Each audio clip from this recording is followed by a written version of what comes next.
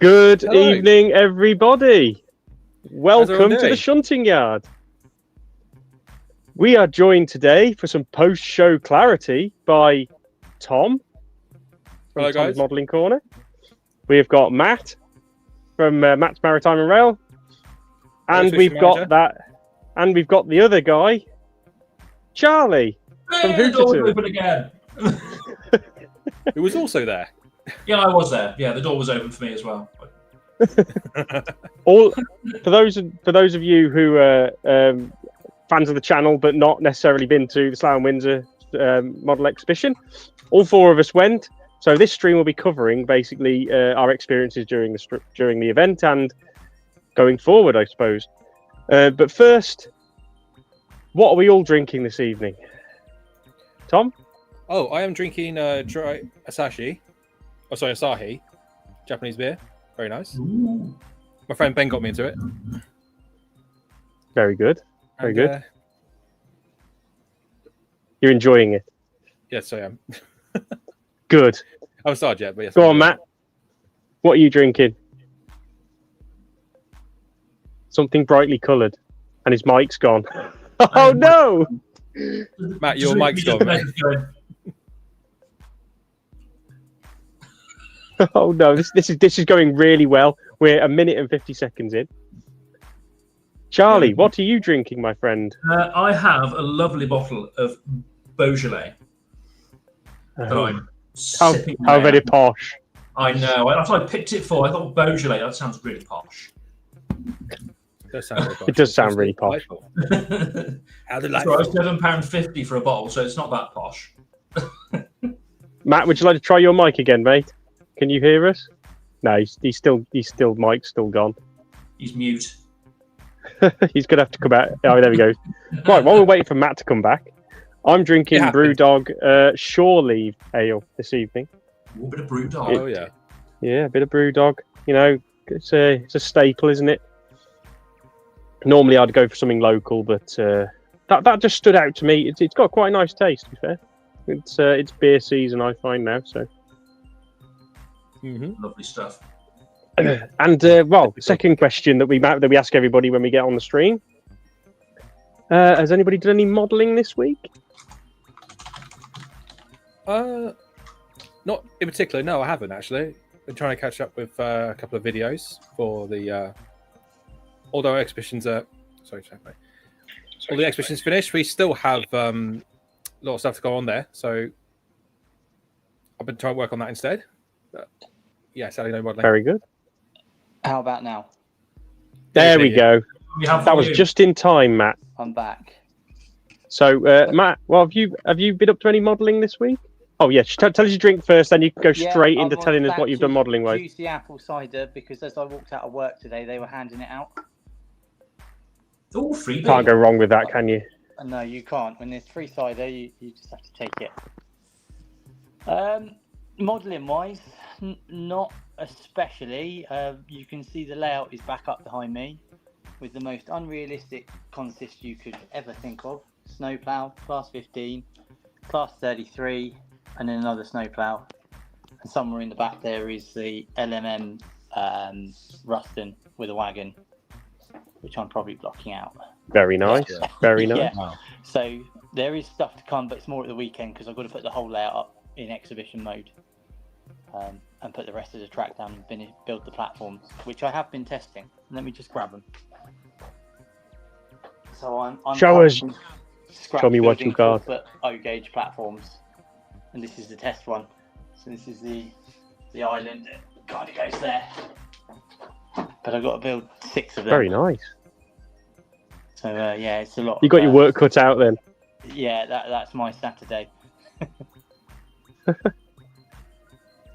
So, go on then, Charlie. What are you on to? What have you done this week?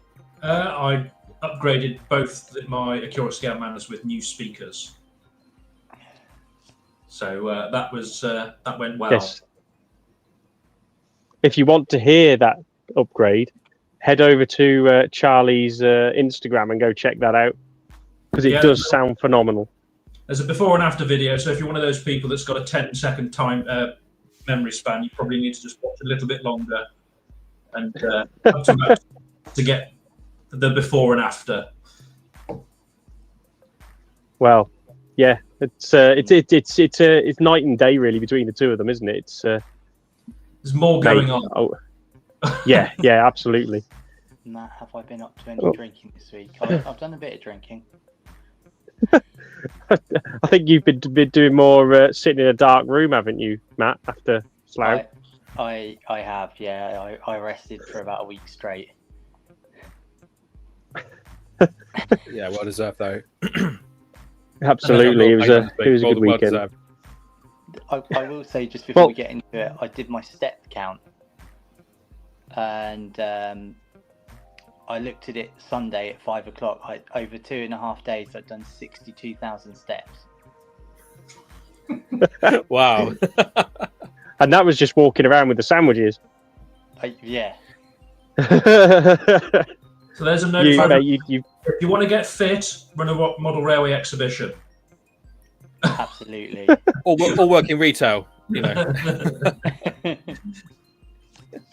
And this week I've done absolutely nothing in regards to hobby, and actually I've done nothing in regards to hobby since I got back from Slough, because it took me till the weekend to get everything out of its boxes again. So yeah, I've got plans to build 3 wagons though. That's pretty much as far as I've got. Should we say hi to some people in the chat then? Tom, you can see the live. You can see the live chat. So let's see who's here with us. I know I did pick some people out just now, but I'll do it again. We got one of our further guests. We've got Tom Marshall in the audience tonight. Hello, Tom. Evening, Tom. We've got Max as always. Lovely. We've got loud noises. Lil Weston, haven't seen him for a long time. I know he hasn't been around here for ages. Where's he been? We got Double M. You're right, mate. We got new owner Walker of that Ruston.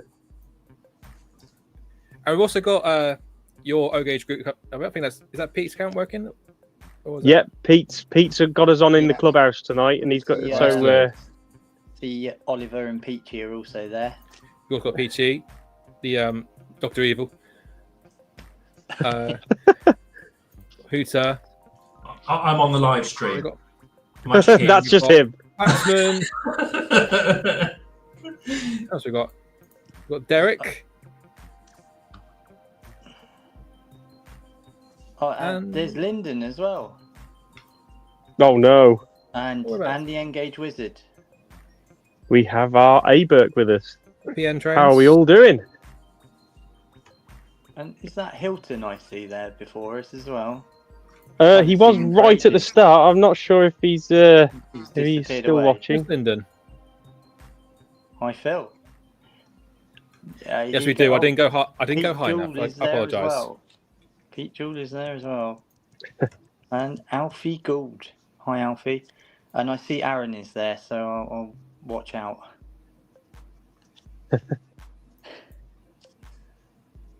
Right. Well, now we've done that bit, it's time to get into the meat of the intro now, guys. And we all know what that is. Got Chris Sadler, that's my friend from uni. How you doing, mate?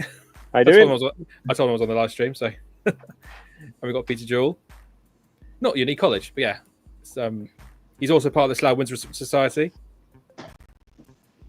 Great club if you guys want to, if you're local and want to join. Did an excellent job at running the children's layout. Was it? Yeah. Yeah. Ah, cool. I wish I took more video footage of that. Just before we get in, I don't. Like I do actually have. Says I'm going to behave once, ladies. Got work to keep me busy. It's always a pre-warning. Well, actually, I was just going to say, I got some footage of the Rushton on that layout. So, if you wanted to use some of that footage, before we move on to the news, Tom, I want you to tell Double M Mod, the guy who's behind Double M Models, what you did to his loco. Oh dear. Because someone put a link to your I think it was your photos you put on Instagram in the Double M Models Discord, and they noticed the crack down the front. So what actually happened with that, Tom? Oh, sorry. So when I was bringing it back from the show, Is that a thing where you do where you think you can carry everything all at once? And Oh dear. it was fine. It was fine. It was fine until I got to the counter. It was on top of one box and it just slipped off. So I didn't mean to, and yeah, but it's all fixed now. In fact, I've got it right here. Just quickly. Bye, Tom. See ya. Bye. Right, and that's the end of the stream, lad. Okay. Oh, he's back. Yeah, I managed to super glue it back together, and actually, once I've painted it, hopefully no one will be able to see it. But There we go. So it survives. It's all good. It's all good. It was either that or I get another one and just pretend I didn't break it. But You only did 2 of those bodies. I was amazed. I was actually amazed. I was hoping that nobody would see it, but yeah. Yeah, everybody who saw it noticed it, Tom. What's actually quite amazing is that when I was trying to glue it back together, the glue also managed to wipe the paint away as well, which is quite. Yeah, I think it's the acrylic paint. It just kind of burns away if you use super glue, doesn't it? Because super glue is quite acidic. Yeah, because I was trying to get rid of. Anyway, yes. Shall we move on to the meat of the intro segment? Go on, Tom. Put it up. Okay. Oh. The news. It's- The whole screen. it was Well, up. it flashed up for a second. Let me just fix that again. 1 second. He's young. He's learning. There we go. There we go. All right, guys. So it's the news. Before we go on to any further, I just wanted to give a quick shout out. Buggles Kelly Station, Tom Marshall, has just released the AW Dry wagon in TT. So if you model TT, get over there and go and buy it.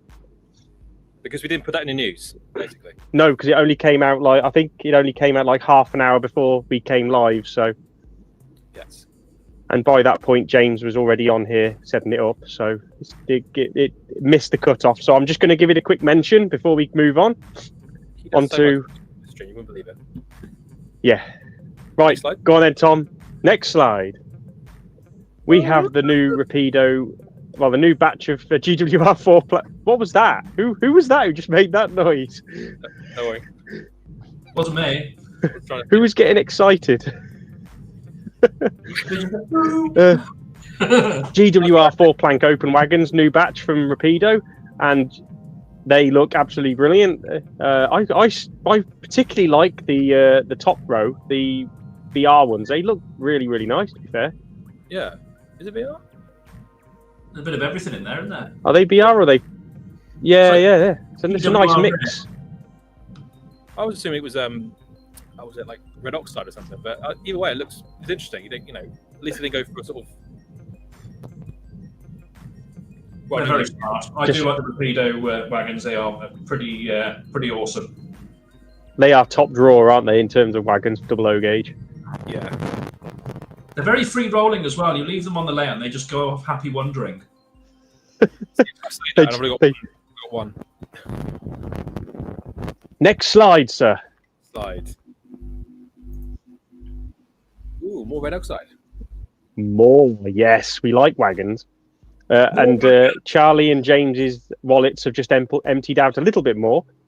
We've got a new batch of GWR Iron Minks and not quite Minks as well. So these are in various different liveries. I can only tell you the ones that I could see on the screen at the moment, and also the Guy Fawkes one, which is very apt for the time of year we're in at the moment. Exactly. Yeah, so very festive. Just having a quick look at the screen. Yeah, the Guy Fawkes ones are very nice wagons. I can that being pulled behind their new the fireless locomotives is going to look awesome. Because I believe they're doing one of those in Guy Fawkes livery as well, aren't they? Ooh, like a little, I think you're right, Rob. I think you're right. Pedo are definitely charging forward on the Guy Fawkes liveries, aren't they? Into the Why market with a not? bang. That's Next slide. Oh, go on, Tom. What are you saying? All the Guy Fawkes. I haven't even got a figurine. There we go. So we've got West Hill Wagon Works have come out with a Guy Fawkes person. Hang on, is it West Hill Wagon Works? Yeah. So we've got West Hill Wagon Works who have come out with a couple of Sudrian wagons, a range, and they've come out with a Guy Fawkes as well to go with your Rapido, Guy Fawkes wagons and locomotive, which is going to be brilliant. Nice touch. It's almost like, how would you like your explosive served? in oblivion, in completely obvious wagons, sir. So would you like to drink this all go off a bang? Oh, it's not West Hill. It's just the Wagon Works. My bad. That was false advertising. The wagon. I could only. Yard. Wagon Yard. Oh, Jesus Christ. Tom's good friends with them as well. We spent just have some more brew, dog. It'll be okay. At least 40 minutes talking to them at the NEC. 40. Okay, but we was 40 minutes. But yeah. Yeah. Right. Just before we move on, the wagons are from the Wagon Yard, the Sudrian wagons, and Guy Fawkes is from Model U. Because I'm really good at this hosting stuff, and yeah, I'm just going to leave it there. So yeah, let's moving swiftly on. Moving swiftly on. Okay.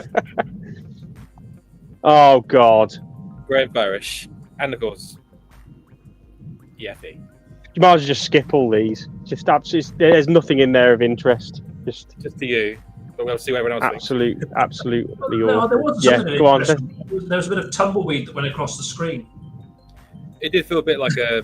All right, let's just get on with it, shall we? Come on, let's just get on with it. Right, we've got the Engage C class and Class 66s. These, I don't believe they're new tooling, but they're new liveries. So you've got 3 new Class 66s, which I've actually seen the Class 66s, and they are fantastic bits of kit. They're not obviously the previous run, different liveries, but I can imagine these are going to be up to scratch as well.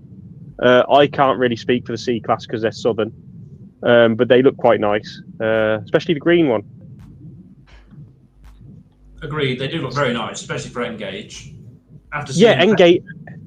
Engage has been very, yeah. Well, if you just look, well, we'll cover this in a little while, but if you ever get a chance to see Morewood's layout with all those really high quality locomotives that he's got, it just goes to show the amount of detail you can fit into such small models. It's ridiculous, isn't it? Agreed. But I haven't got anything else to add on that unless you guys have got anything to add on these. It's a lovely little shed. Yeah. I like one of those in my back garden. No. Next slide, sir.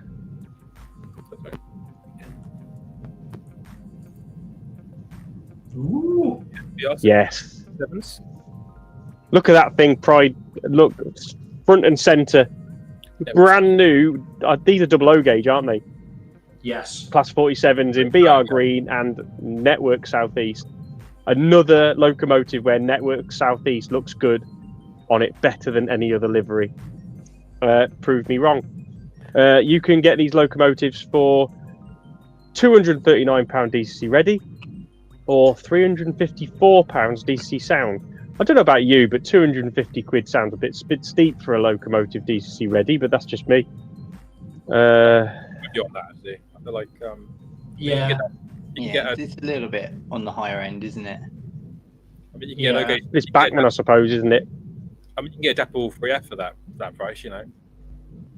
I'd probably go for You're not wrong. I don't really need another BR Green 47, but I'd definitely get one DCC ready and then put my own sound chip in it. I won't get on my soapbox about what I think of the Backman sound profile, so I shall stay in my box.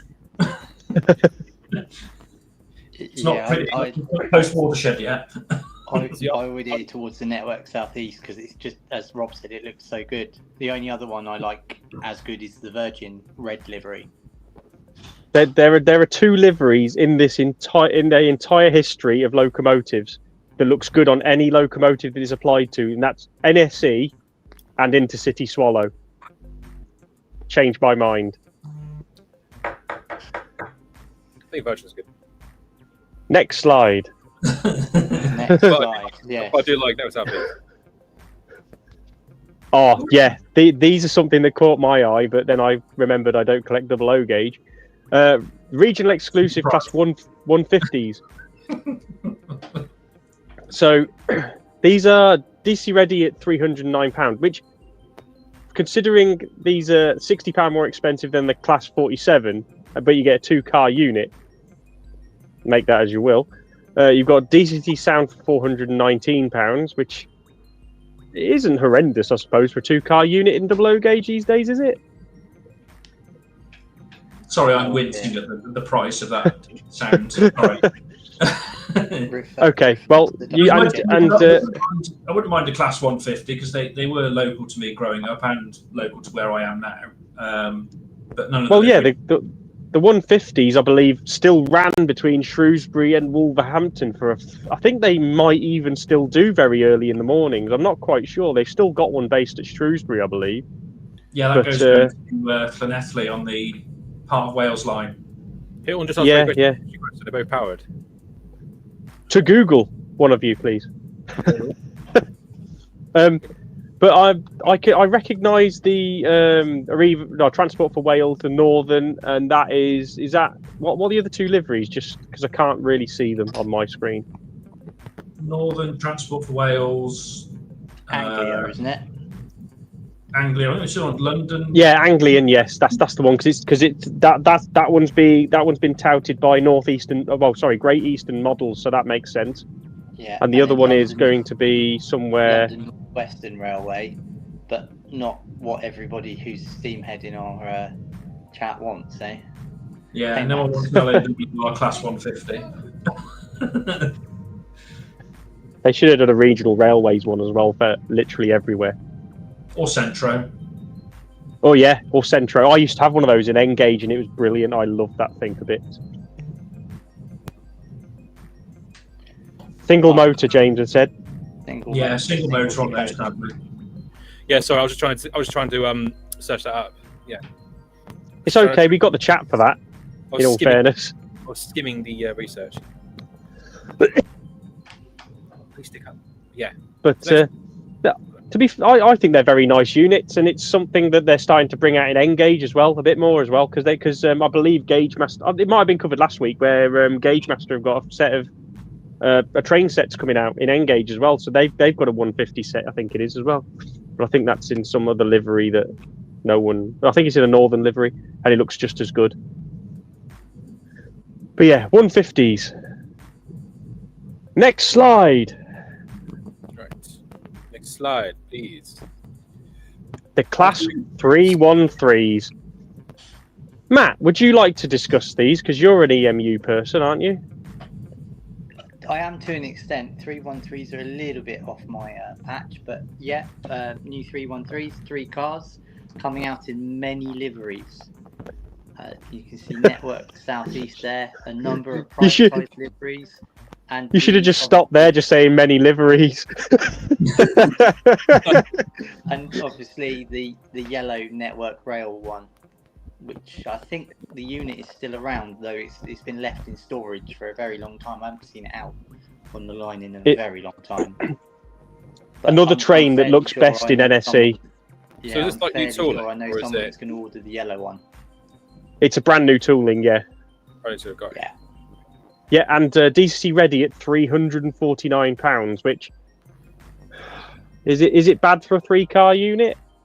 I believe it's driven by the centre car, isn't it? This driven by the centre car, but I believe they've got pantographs as well, haven't they? And yes, they're overhead electrics. Yeah. Yeah, and then you've got the shoe gear on the side that's moulded. So. But bear in mind, pantographs are very easy. It's hard to say, but it's probably not the worst. It could have been more expensive. What do you think? That's what, 30 quid more than the class 150? Yeah, true. Yeah. So for 30 quid, you can get a 3-car DMU as well. EMU, beg your pardon. All the same. Yeah. To me. So, and apparently, according to James, they are bi-mode because they have shoes and overhead. They do, yeah. They pantograph. swap. So it's the same as the sort of the Thameslink area now when they run around London. At one point when they're in East London, they'll be on shoes, and then they'll get round towards Farringdon. and they switch over to overhead. So Dan Yeah. will like this then, because the pants are included. We'll say the pantograph, because if we say the pants are included, we'll get in trouble. Yeah, you might. Yeah, false advertising. You get a free set of pants with every single unit sold. No, you don't. No, you don't. Next slide. Yeah. Oh, a plethora of wagons here. Egg So van. we've got. Egg We van. have. I believe. Hang on. I believe that they're not all 00 because the nuclear wagons are to Engage, aren't they? Engaged, yeah. Yeah. So we've got a couple of. So we've got the Engage nuclear flask wagons. We've got this van that carries eggs. We've got a couple of hoppers, tankers, grain hoppers, press flows, and a couple of. Are they bogey bolsters? Or motor rail? Not I quite can't sure. see from the picture. They could be. They could. Motor railway. They did talk about car wagons, didn't they? Yeah. Yes. So yeah, you could make a whole train out of those. Ooh. Take your car and hold it. Yeah. Well, you wouldn't do that anymore because can you imagine how horrendously expensive that would be to take your car on a train round the UK? Yeah. Costs So enough to get people around the UK.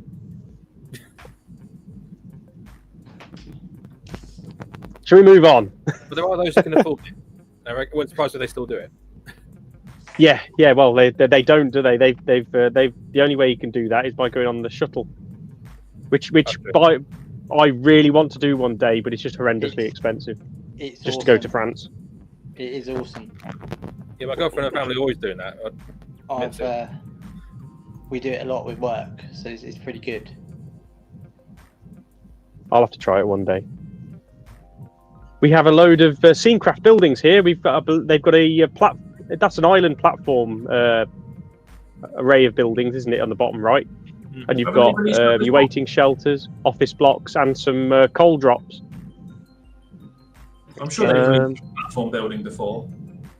I think they have. I think these are repaints, aren't they? That one, I believe, of all. Yeah, But they look quite nice. It's almost like a re-livery of a building, wasn't it? Yeah. The majority. Yeah, they. Sorry. No, carry on. I was just saying, I think the majority of these are just repaints. The same model, but just repainted. But it's gives you a bit of variety depending on what colour you like. But Yeah, I totally agree. Variety is the spice of life. Yes. if you want to model the Gauge Master building, there's your chance. Yep. Next slide, sir. More buildings! Yay! Yay! So with these scenecraft ones, you've got a couple of platform buildings and ticket offices. One of them is in whitewash, which is just asking to be weathered. It looks way too clean, that white one.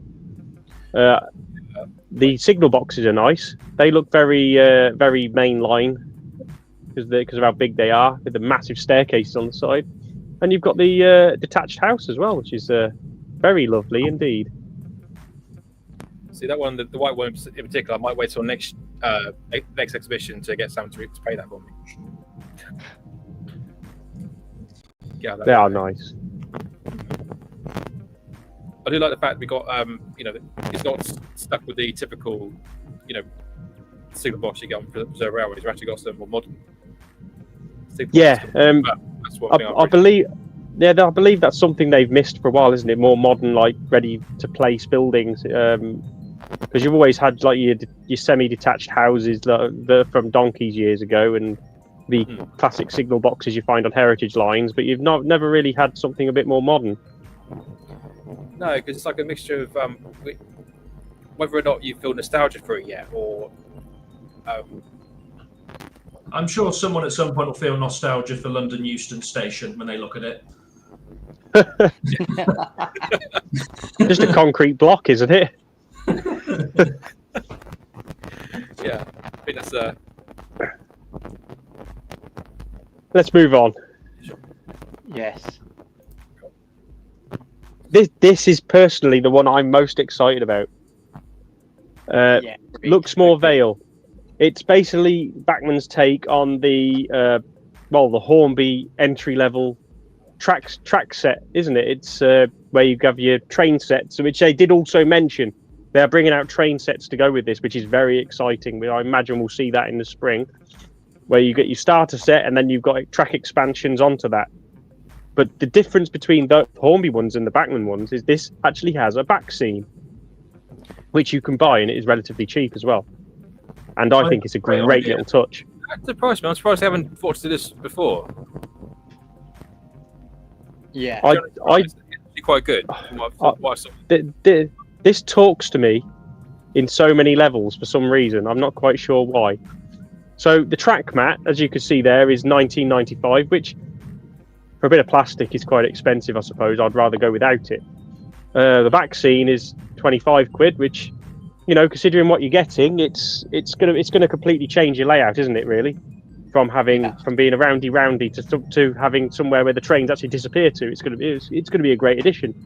And then the train packs, the track packs, they vary from £32 to £58. And obviously, if you go to certain places, on all the stuff in the news, you'll get a 10% discount here or there, won't you, off these prices? But in terms of track packs, and considering that track layout, it's something different. Although it's single track, it's not double track everywhere. Like you don't have to have a double track to enjoy your layout.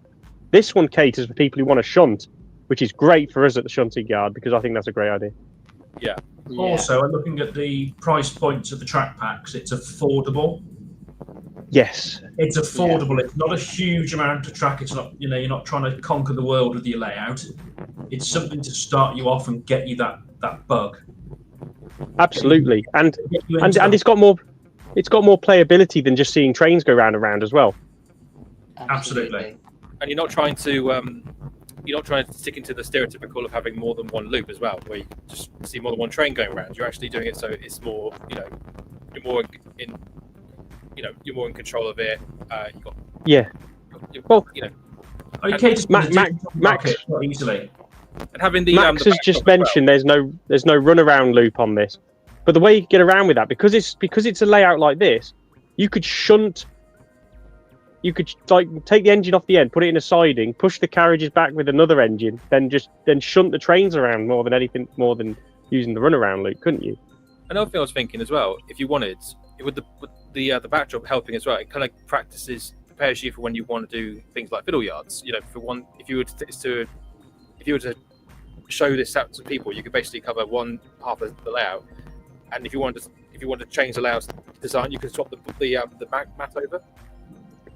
Well, the thing is, if you really wanted to go down that route, you could have the front bit as the scenic section, and the back bit looks already like you could use it as a fiddle yard.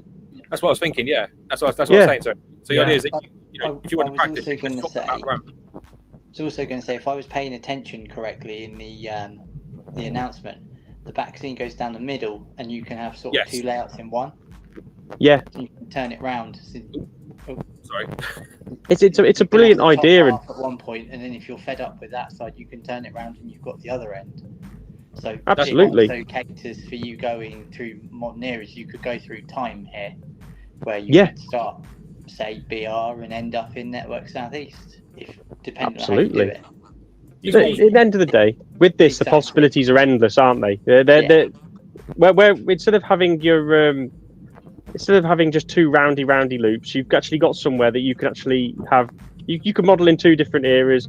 You could do exactly what you just said, Matt. I think they've really thought about this, and it's a great idea. It's also a very simple idea. You sort of think, why didn't you? Absolutely. Why hasn't this been done before? Why didn't Hornby think that? Sorry. Peachy's asking what the dimensions are. I don't know. I don't think they shared it, but I would assume it's similar. Yeah, they have one. They haven't shared many details on this yet. They've shared the prices and what it looks like, but I don't think any dimensions have been put out, and they haven't actually put any information out on how you actually get the original circuit, have they yet? Because obviously that'll come in the train sets. Oh, sorry. I think. I was just going to say, if I was to start out somebody off with, I was thinking with the practicality of this, if I was to start somebody off in the hobby, whether it be like, if somebody asked me how would I get started, or if I was to have a kid who wanted to get started, I'd say go for this. I think it's more practical than just the basic spinning around train set in a way, because you get to do more of it. Yeah. Yeah. Well, my question to you chaps is, what do you think they're going to do in regards to starter train sets to this? Because I have a really strange inkling they're going to bring back the junior range. That's a good point, because the idea of Hornby is some train sets started off with just a loop, and the idea is that you buy more train sets. It's gradually building up to this main track here. So, or Hornby's main track. So that's a good point. The Thanet Flyer, was that a Backman one? The southern region with the 2 coaches? Yes. It's quite possibly that one. I would hope also, even as a sort of steam and early diesel person, that they would bring some DMUs and diesels with this, because obviously we need to deal with that going forward, certainly with our younger modelers, and maybe some of our older modelers that are in the chat. Absolutely, I think whatever they bring out, if as long as the starter train sets to go with this are affordable, this could hit this could go off pretty well. Yeah, and I guess if you were to put this out into multiple train sets, I guess you could just, if you want to, like I said, start with one train set and then get the next train set. You could have it maybe half that track plan set, one section, then the sidings itself lend itself to the DMU operation. Yeah, exactly. Or a small shunter. Absolutely. Or a twin train set. Yeah. Well, yeah. If they could bung a DMU in with a, say, haven't they just released a brand? Have they released like a pannier tank recently? Not for a long time. Well, they've done the pannier tanks, but not as a train set. But they've done that before. They've used the pannier tank as a staple of train sets in the past. I think they've done it as since the 90s. They've used a pannier tank in a train set. Yeah. Well, it'd be interesting anyway. We'll have to look forward to the spring announcements for that and see what they come out with and see how this range expands. Absolutely. Let's move on. Sorry. Buildings. These are all 00. Are they 00? Yeah. Not with anything else, are they? Because 00 is the only scale out there. Just hoping it's NG7, Rob. I'm waiting for the NG7 slide. Yeah, so we were talking about earlier about more modern buildings. This completely goes against that. We've got a typical goods transfer shed. We've got a footbridge, crane, cattle dock, all lovely buildings. James has just said these are the buildings for the track map. Ah, see, gotcha. You can tell how much I was paying attention to the announcements, can't you? Consider if these are what you need to do that, I can imagine it's because it did look pretty sparse. To be fair, the whole track map idea, but I suppose it's what you make of it, isn't it? Yes. But yeah, those buildings look really nice. Say that now, yeah. James is throwing his dolly out. Well, because it goes with the track plan. Yeah, they're perfect. They're amazing. They're all right. They do for starters because it's something you can upgrade from, isn't it? It's what it's supposed to be, a starter set, and it gives you the possibility to set your trains go from somewhere to somewhere, and that's all that matters. Exactly. Next slide. Ooh. Okay. More laser cutting. L-cut creative. Those look really good. Yeah, L-cut do some amazing bits of kit, and then these are their first TT delve into that, and they've got N-gauge as well. And if they're anything like the O-gauge building kits, they are going to be absolutely amazing to build and really easy. I've got one of the kits right here, and it was a breeze to build. Just all you need is a sharp knife and some PVA, and you're on your way. I've got a couple of the O-gauge ones as well. They're really easy. I've had to go at building their signal boxes. Yeah, it was easy, but then at the same time, you don't want it.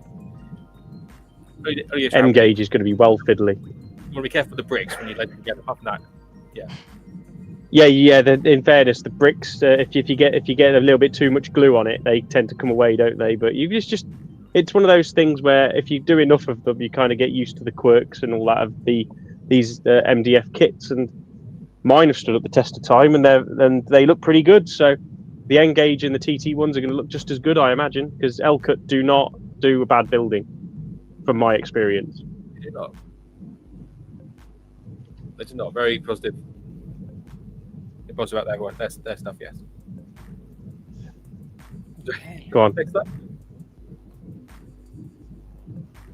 Next slide. Pico kits. Following on the back end of these wooden kits you can build, these new TT scale Isle of Wight building kits have hit the market, and they range from 68 quid to £20, depending on which one you want. The station building looks pretty damn big and impressive, I must admit. Very nice, because these, I imagine these are to go with the new TT120 Terriers and the associated coaches, which anybody who wants to make an Isle of Wight layout are probably going to be very excited for this, and it's a great addition to go with those locomotives. So, is it Shanklin? I think it might be. It's either Shanklin or Newport, maybe. I tell you, my sister lives on the Isle of Wight. I'm going for Christmas, so I'll go and find out. But I think it's Shanklin. You have to get some feedback. Correct? it might be. Yeah. Next slide.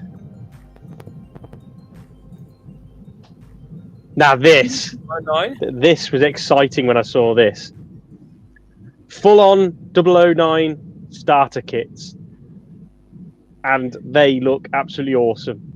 Mainly because they come about with the Gauge Master controllers as well, and I just think they're proper quality. Because you get a nice shunt, you get a nice layout to shunt with, and you get the controller. I think it's just a really good starter set for 009. I think so. Looks great. You've got everything you need there to get started. Absolutely. Anybody that wants to get and you could, if you haven't got those locomotives, it's a very good way to get them as well. Because if you want the locos and the stock, you sell the track and the controller, and you pretty much get your money back. So. I was really tempted because I've seen Palmerston earlier this year at the Audrey Extravaganza, and I've so far been kind of hooked on the locomotive. Yeah, even about the face. Yeah, for £350, you can't go wrong with these sets if you want to get into it. So, and they picked a stellar controller to add into these, which is one of the points that I want to make on this. There's a Gauge Master controller. It's going to be quality, lifetime warranty. Yes.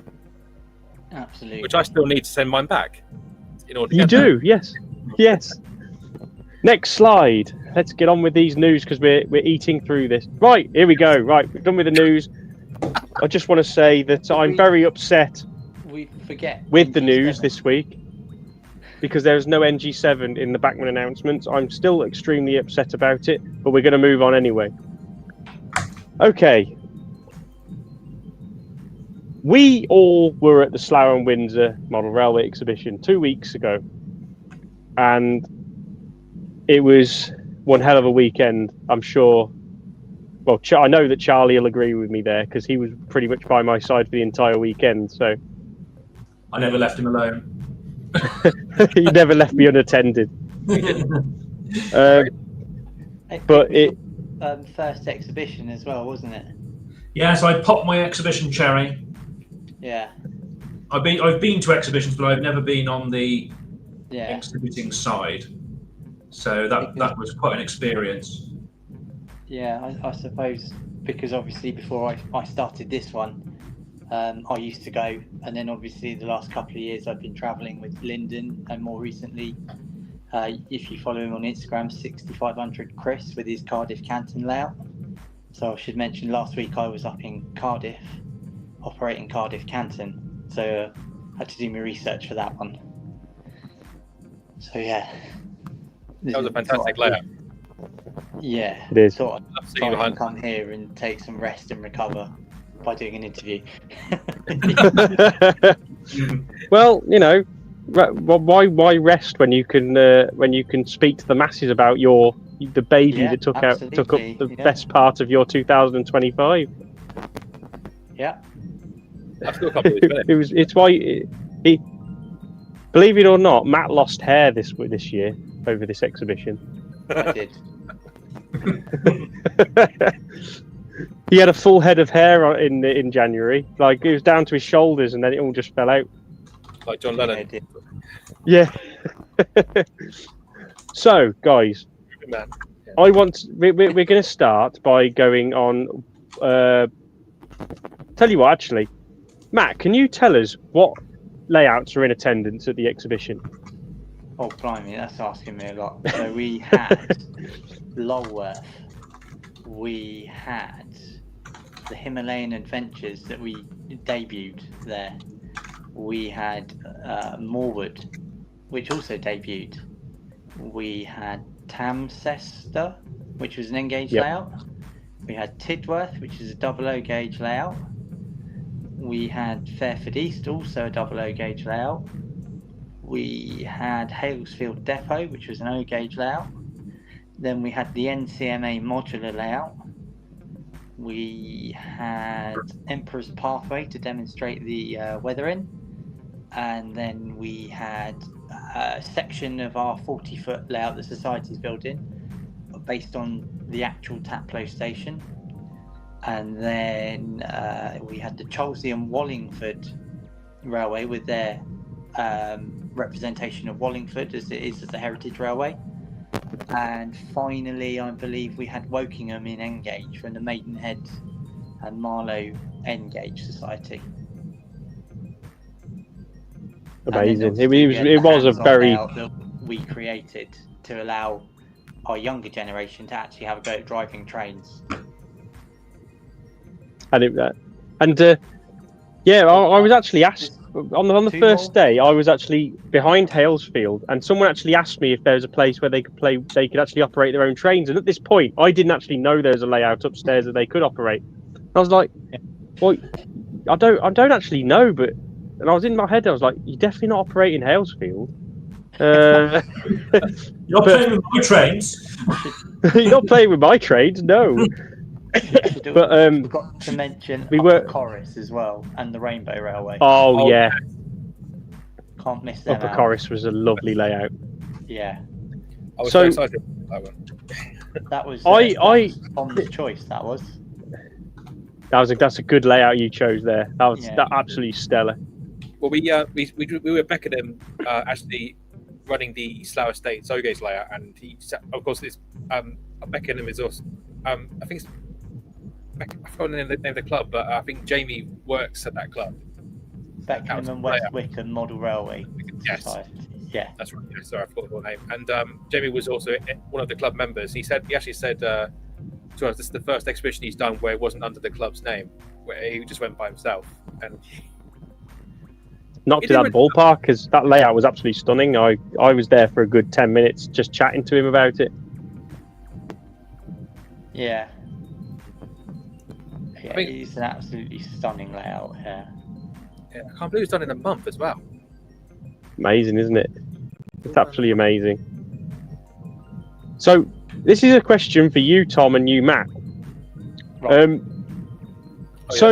On the run up to the event, in the morning on the Saturday, what was going through both of your minds? Tom first, then gives Matt time to think about it. On the Saturday. Yeah. Good question. I think I was worried about getting there on time, obviously, because getting enough sleep. I didn't fall asleep till quite late. Yeah. We stayed playing Peruda the night before, and dangerous game, but the best game. I think so simple, just 5 dice. Yeah, Peruda's a lot of fun. I think I was looking forward to just sort of getting to meet the people the visitors coming to the show, because I was interested when you spend all year preparing the media side of things, like you make the videos and you meet these people at exhibitions and also preserve railways. You wonder so you spend all year leaving pamphlets out at certain places. You wonder who's going to turn up, where they've come from, and how they heard about us, sort of thing. And yeah, that's always been that was what I was mostly interested in, and also wondering how many people were going to turn up. Are we going to have most people turn up on the Saturday, or are we going to have on the Sunday? And yeah, because you're always wondering about the audience. Well, your advertisement definitely wasn't lacking. Thank you. It was very good. It was very good advertisement, especially from what I saw. Well, we had a limit, of course, because we didn't have. Unfortunately, none of us live close to the locomotive number 3 that we're trying to promote. So we had to try and find ways of making do what we had. So we thought, why not use the people who are actually coming to the show? And it's one thing making content to satisfy everybody else, but then it's to entertain everybody else. But you wonder about the people who don't know about us. Are they going to try and make it work for that? Yes, yeah. So I'll let Matt answer the question as well. So, firstly, can I get out and see Eddie Stone go on the main line before everyone turns up? Which I achieved. Do you know what? I was actually going to join you, but I thought I haven't had any sleep. I think I'll miss it. But yeah. No, I also didn't have much sleep on the Friday night. I know Danny with his various multiple units are there texted me at 4 o'clock, said, "Are you out with the dog?" And I was like, "Yeah, I am." So I genuinely can't remember where me and Charlie were when Eddie Stone went past. Were we still like not even awake yet? No, we were having breakfast. Oh yeah. And then of course that was a good breakfast. What's going to happen? What questions I've got to answer? Are my team going to turn up on time? Lots of pamphlets around. Yeah. Sorry. Put my ego back in check, didn't it? Every single time you gave one out, they got ripped. How good did it feel to rip that? How good did it feel to rip that one up at the end of the exhibition, though? Oh, do you know what? It was great. I had to go and hunt it down because all of the A5 ones had already gone back on a van or stuff. So I literally half-inched one from the building out of their sign there and then. And apparently Zach still got one. At the other end of the whole LMM, we're also trying to film, and it was like, oh, we can't get in the way of one another. So yeah, no, it was good fun. So you had to go out in the corridor. Really good. That's awesome. It was quite synthetic, I thought. We had to get advertised in the hallway. Yeah. What's quite annoying was the fact that the exhibition was holding the posters had the old design, which has the panniers number plate facing backwards. It's okay, no one noticed, it's fine. I didn't have the new one, but yeah. I think but anyway. Well, if we go back onto the slides, Tom, we've actually got pictures of the layouts that are in attendance. So, yeah, yes, sorry, and you also have the leaflets. Oh, yes. This is what this Matt, tell us about this. This is Hudswell Clark number 1544 or Slough Estates number 3. So this worked far past the end of steam. It was built in 1924. Well, that's when it arrived on the Slough Estates to work, and it did its last day of steam because of an ASLEF strike in 1976. So it well past the end of mainline steam. And it was preserved. It originally went to the Mid-Hants Railway, where it was the only one in ticket at the time. And then when it went out of ticket, it was stripped down for parts and nothing happened to it. So it was taken away from the private owner and given to the Slough and Windsor Railway Society. And we spent a number of years restoring this to operational status. And then I think it's 2001, it finally steamed itself at the Swindon and Cricklade Railway. did a ticket there for a while, but as with most heritage rails, sometimes it's difficult to keep your locomotive inside. So we didn't stay at the Swindon Cricklade Railway, and it's now been moved to the Middleton Railway in Leeds, because obviously Hudswell Clark are from Leeds, so putting it a mile away from where it's built is the best in heritage we could do. We'd love to have it closer, but at the moment it's the best place to have it, and they do a wonderful job looking after it. And they actually I will let you into a secret. Whilst the exhibition was going on, some of the volunteers had messaged me through our society page and told me the boiler had been remounted. They're like, we're going to refit the cab. So whilst running an exhibition, I was also keeping an eye on the cab being remounted on the engine, and it not for any engineering, just for ticking the job off from our side as the owner. But yeah, so I had that all going on at the same time. Amazing. Well, I suppose that's quite nice to have on the weekend that you're doing an exhibition for this particular locomotive. It's an extra bit of motivation for you. Yeah, it was nice to end the 10 minutes before we handed the building back. We got the news that Cat was on. Amazing. I thought that was just so it does nice. look really good.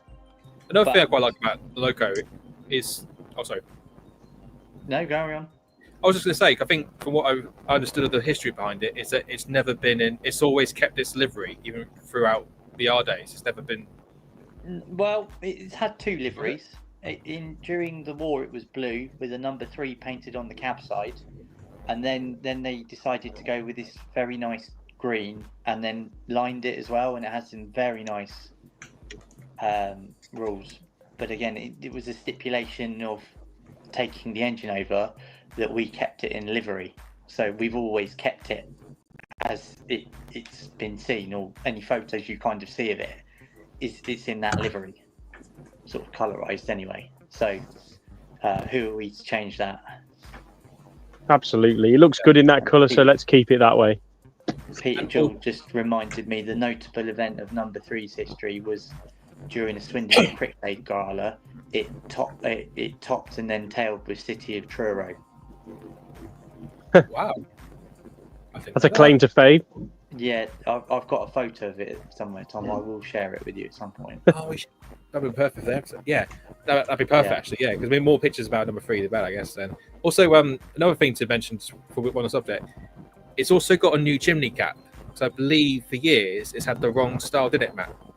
Yeah, so we had one of the members draw one up because we never found the chimney. Now, we believe it may be a plant pot somewhere on Rockley Station, on the Watercress line as it's known now, but we've never really gone to look for it. So the Nene Valley Railway had a very similar casting from another Hudswell Clark, so they cast a new one, and it looks much better. That's really good. You can see it's the top right. You can see the new chimney there. Because I remember when I went to get the graphics done for the cartoon that we used as our logo, the first picture actually shows number 3 as she was during preservation, but then you got quite a lot of comments telling me we need to change it to how it's meant to look with the proper chimney cap. So I had to go back to Andrew, the graphic designer, and get him to change it. Yeah. So there's 2 versions of that logo if you're interested, and actually I used it in one of the videos. So if you look through all the videos on Instagram, you might find the logo with the wrong chimney. These locos all hide stories of during preservation, don't they? They all lose parts at some point, and they end up coming back some point in the future.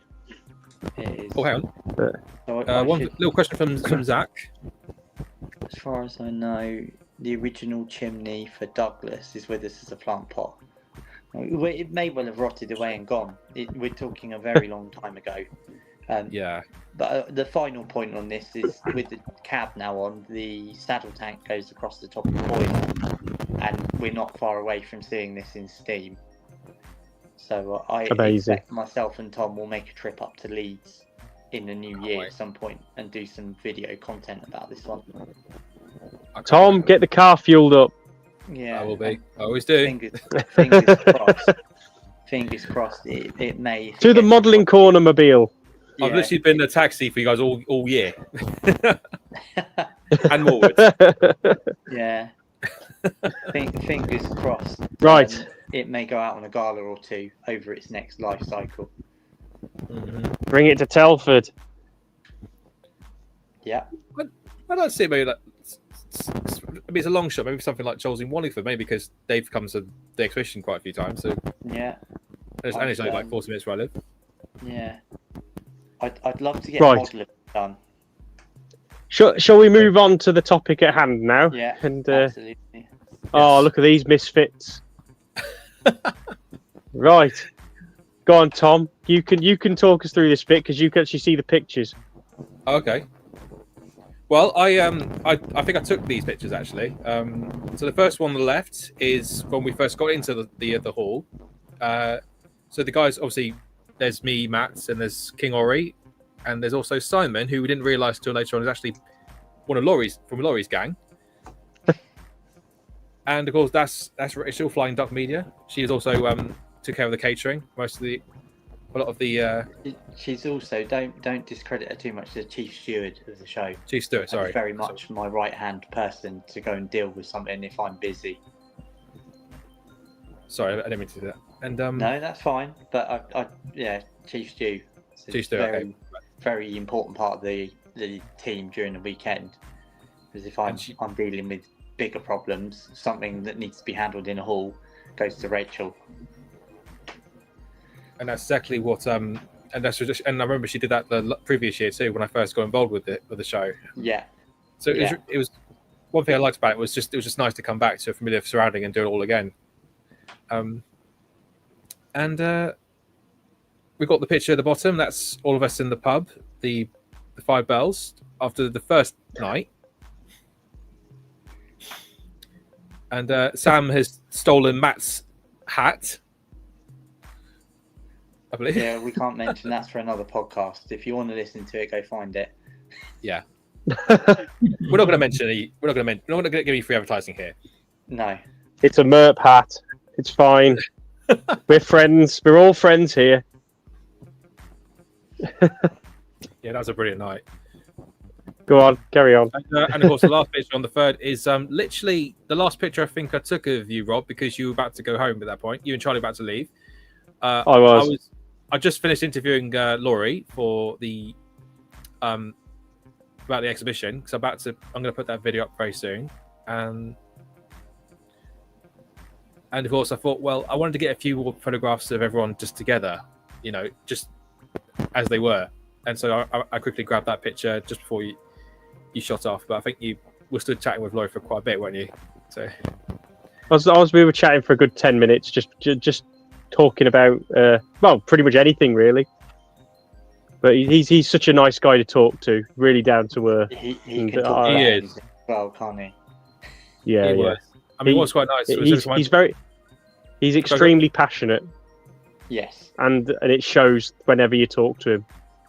Yeah. And he also makes time for you as well when you go and chat with him. That's what I liked about Laurie. Absolutely.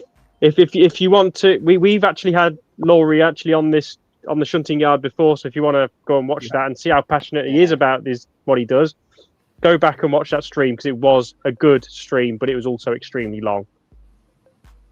It was, yeah. But it was a good one. The longest stream we've ever done.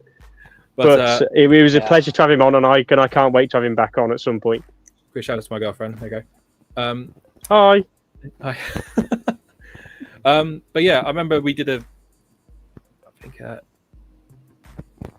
was quite good to also quite nice as well was that he gave out the awards and everything. And yeah. In that picture, you've also got Joe and you've got Charlie as well. Yes, of course, yeah. You managed to capture them too. Damn. Well, I want to include everybody, so and you got to get Charlie smiling, which is never smile on camera. Mate, I've seen some of the other pictures that were taken at the exhibition, and you're there straight faced, like I was busy playing trains. People were trying to tell me, "Look, we need to take a photograph." No, I'm playing trains. Go away. Leave me alone. I'm trying to concentrate, just in case you couldn't tell you were disturbing him doing something he enjoyed, you had to make dare sure you. that they knew. I have yes. much the same problem when I go out with other layouts. They're forever telling me to take a break, but I'm always 2 or 3 moves ahead, and I was like, "Oh, I've got this all planned. I can't go, but don't talk to me." Because I do Go on, remember. then. Let's go on the next page. Sure. We've got Right. the The first slides are of the shunting yards. Well, I'd like to say we went along with Halesfield. Halesfield was the main event. We just happened to have some signs on it. Halesfield is the club that I'm part of with Telford O-Gauge Group, and we've managed to create this layout in a year to exhibition standard. It's been to a few. I believe this was Halesfield's 4th outing this year. And it's first time in the south. And it's first time going south of Telford. No, south of Warwick. Yeah. But it performed admirably throughout the whole entire exhibition, apart from 1 points failure, which is why that sign is where it is on the layout. Because it was there to stop us using that bit of track. Yes, I remember. Actually, what's quite funny was when you asked me, can you solder it to try and fix it? I went over to Laurie's stand to try and find a soldering iron, and he'd been having issues with his layout all weekend. And I sort of said, "Oh, actually, have you got a spare soldering iron I can borrow because we're having issues with the track?" And he goes, "Oh, my heart bleeds for you." Maybe they were the wrong layout to go and ask for a soldering iron. Yeah, and I just forgot to ask somebody else, and I didn't do it in the end. So I'm sorry about that. It's okay, because in future I actually have a wireless soldering iron, which I'll make sure I take with me in future. So, I've used those. We'll always take your They toolbox. don't always. Yeah. I've wired up every single bit of my layout with it. It's performed so well, so I will remember to take that with me in future. But yeah, Halesfield also won Best in Show, which we are very, very proud of, because, as I said, we have worked on this layout. Well, Yeah. I'd like to say Pete has done the majority of the work. I'm not going to beat around the bush here, because it's in his office at work. He just tinkers with it as and when he gets a minute, and that's how it's got to the stage where it is within the time frame that it has.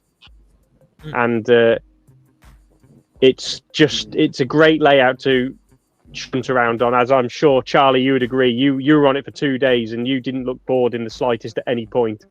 No, I was quite happy. Saturday it was tank engines, and then I thought, well, Sunday I've done tank engines all Saturday. Maybe I should use some of the other shunting locomotives. So I borrowed the 09s. You loved those 09s. I loved it all. I absolutely, I was in my element. I'm completely engrossed. Yeah. So and we also had a visit from Thomas as well. Yeah. Oh, yes. My regret is I didn't get to have a go on it, but yes, I did. I brought Thomas down for you guys to use, and I want to say just to give a shout out to Nick, who's also a friend of Hilton's, who actually programmed the DCC chip for Thomas. Because I borrowed one from one of my panniers, swapped it over, and he basically reprogrammed the the speed of it, the speed control, that sort of. I'm not very good at the speed was very apt considering where it was going to be operating anyway, because it was nice and slow. It was a bit jerky, as I told you at the start of the Saturday, didn't I? It was a bit jerky, but after by the afternoon it worked its way lovely, and it was running. It was a very reliable runner throughout the entire weekend after that. Yeah. But I didn't want to. Also, no, carry on. I was just going to say I didn't want to make it too. I didn't want Thomas to sort of take over the layout, so I was happy if you didn't want to use him all the time. But I'm very grateful for the fact that you could run Thomas, and my family, when they came round, they got to see him working on the track. So yeah. Well, hopefully next time, Tom, we'll be able to run James for you. Fingers crossed. Yeah. I've just seen Lyndon's put in the chat that the best show was fixed. which isn't true because it's voted by the whole of the committee from the South Windsor Railway Society, except for me, because I don't have a vote in it. I have my own award to issue out, so I don't vote on the best layout. It's in the post. Sadly, it's Yeah, not Lyndon. Just Up sounds yours, great. Lyndon. That's all it you is. to work harder on your weathering, was what I was told. And Hilton, listen. Who would we be if we didn't cause chaos on a railway line being the shunting yard? It's just us. It's just brilliant where its location, because you'll notice if you've watched lorries and any other footage, it's on YouTube as well, of that exhibition, that sign, that post, that sign right there appears on every single one of them. Because of placement. There was an operational reason why it was put there. Yeah, it's because we did initially put a wagon on there, but it kept rolling down the track and shorting out points. So we're like, well, we can't use that. What else can we use? And because of Halesfield being designed as such, every single thing on that layout is glued down. So you can't just pick up the cars because they're glued onto the layout. It just makes it so you can take it apart and build it really quickly because nothing will come off. So so the only two things that are on that layout that weren't glued down were the two signposts, the MERP one and the shunting yard one. And I had to get the shunting yard one. It was just... That's harsh. And it worked out that was the place it could go because of an operational issue. And Hilton, I've had a drink. Leave me alone. But also on the plus side, while we're on the subject of the layout, you also got printed in the O-Gauge Guild. We did. That a couple of days after we were at the show and got best in show, we got printed. So Pete is a very happy man at the moment. And of course, he's done an exceptional job. And he told me about his collection, but I didn't realise how big it was until that's the picture. Yeah.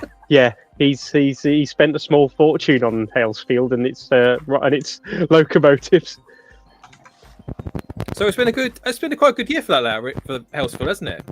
Really, its debut year, yeah, as well.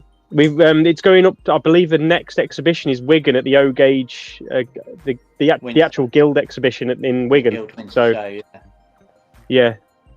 And I believe he's already got us booked up for many exhibitions next year. So we will see where it goes from here. Positive. But anyway, let's move on to other layouts, shall we? Absolutely. Oh, of course, oh God! Here we go again. Right. So look, it's more Halesfield. Here we go. Another picture of the Halesfield. This time with me in it as well. Just so people know I was actually there operating Halesfield. I wasn't just doing my own thing. Best in show. Thanks, Laurie handing it over. Absolutely. Let's move on quickly. There were other layouts. What's the idea of the blue high-vis jackets? Just basically, Pete wanted everybody to be recognised as part of the Telford O-Gauge group. And because it works at, I believe he's got them made for the people who operate his 5-inch gauge railway in Telford. He figured he'd do the same for us. It's just basically identity, so people don't think you're just wandering around aimlessly, and they know that you belong somewhere if you get lost. It's interesting because I had a lot of comments wondering why they were blue, not orange like the rest. But that's interesting. And that's... Go on, Tom. You can tell us what this is. So this is Noddy. No, sorry. This is Tugs. If people didn't know, and for those who didn't know, because I did get a few people not sure what it was about. It's a TV show that was made by the same people who made Thomas, and the guys who own, and it only ran for one series, unfortunately. But the models have been well preserved. So this is This is Clearwater Features. Stunning work from the late 80s, and it's been beautifully preserved by my friends from the old SIF, the Solar Island forms. And for the past 10 or so, so since 2012, they've been going up and down the country presenting them to people. at various preserve railways. And also recently, they've had quite a few rebuilds as well. Repairs as well. But yeah, that Tugs was absolutely amazing. I still remember each of the episodes like it was yesterday. Just considering how short run it was just iconic. And for we Matt, were it's lucky also to get 5, weren't we? We got 5 of the characters to come in their boxes and be showed. Yeah, because we had a limit to car, I think, and to look to car size. So I'm glad we're lucky to get as many as we did, I think, actually, and it was luckily the main cast. It was 10 Cents and Sunshine, wasn't it? Who were the general main characters? They came to our show. Yes. So there was 2 rival fleets between these two. So there was 10 Cents and Sunshine, the yellow characters from the Star Fleet, and we had Little Zug there on the far right. He's from the Z Stack. So about 5 of them in his group, and we also had 2 of the scrap dealers, Burke and Blair, who were sort of on each end of each other. They weren't really. You didn't see them very often, but they were like the scrap dealers of the show. So anything that was. It's quite interesting because the show also had quite a few dark storylines. So they would scrap anything better, including Tugs, which is in a way their own species. In a way, which is quite that is dark. Yeah, I'd say watch it. Yeah. That is awful. Yeah, a little bit of cannibalism, if you ask me, but yeah. And on that note, moving swiftly on. And sorry, but sorry, what King Ori said, there is a documentary actually. There's Tugs retrospective. So Lewis Gilbert, who's on the far left in the top photograph, he's actually the director of a documentary that focused behind the scenes of the show called Tugs Retrospective, and it's done quite well. You can watch that on YouTube. And the guy next to him, Ben, he actually was a co-host on one of me and Max's old podcast, Modeller's Corner. So it was very nice to but I enjoyed that trip because it was nice to sort of bring bring an exhibit from my old group to this new group. If that makes sense. So it's nice. It's good to share it, yeah. It's really nice to include them in the. Peachy's got to go. He needs to edit tomorrow. Helyan Class 122 full colour samples video. Wink. The leak news. It's leaked. See you later, Chris. See you later, Chris. I genuinely love seeing Tugs because I didn't get as much time as I wanted to have given them a proper look round. Well, but it was lovely to see something that left a really big mark on my childhood. Well, they're based at the Middleton Railway, the Midland Railway. Midland. So yeah, I've never been there. No, none more so than me, because those of you that follow me know that I work in international shipping, and I started at sea, and now in Europe, one of my jobs is the contract lead for all towage in Europe. So I now contract all the tugs for our company, which is pretty cool. That's fantastic. So, that is cool. Tugs kind of guided me along the way. Which is what tugs do, but yeah. Yeah. Ironic. In the right direction. But that's a great. So it must have been great to have them at the show as well. It was pretty cool. It was. Yeah, it was amazing. There's something else I was going to mention. I've forgotten it. But yeah, come on, let's move on. Sorry, yeah. But just we've got other things to cover. Oh God, here we go. Say his name. No, I'm not going to say that. If anyone's I believe in SBJ. Brilliant. He was fantastic. Here we have Emperor's Path, who more commonly known as Sam or SBJ to us that follow the Model Rail Replacement podcast.